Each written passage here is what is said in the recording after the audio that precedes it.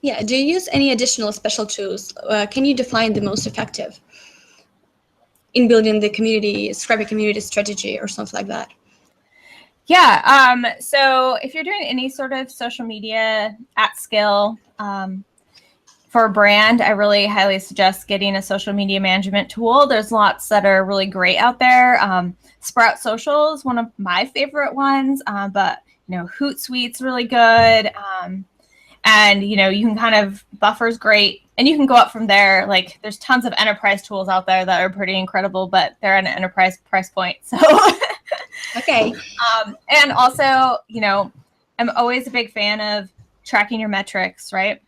And the most important metrics are going to be your engagement metrics. And so that's people, actively commenting and sharing, and your traffic. And, for traffic, you can use Google Analytics.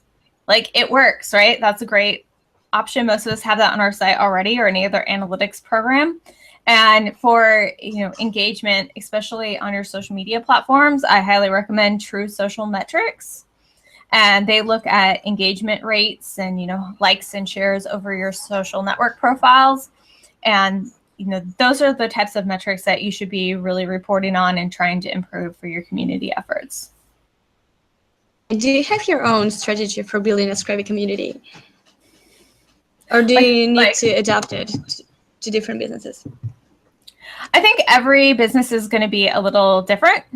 Because every business is going to have different needs. You're going to have a different audience. So I don't really believe that there's one set way of building a community. But you have to, figure out the purpose of your community and how to start from there.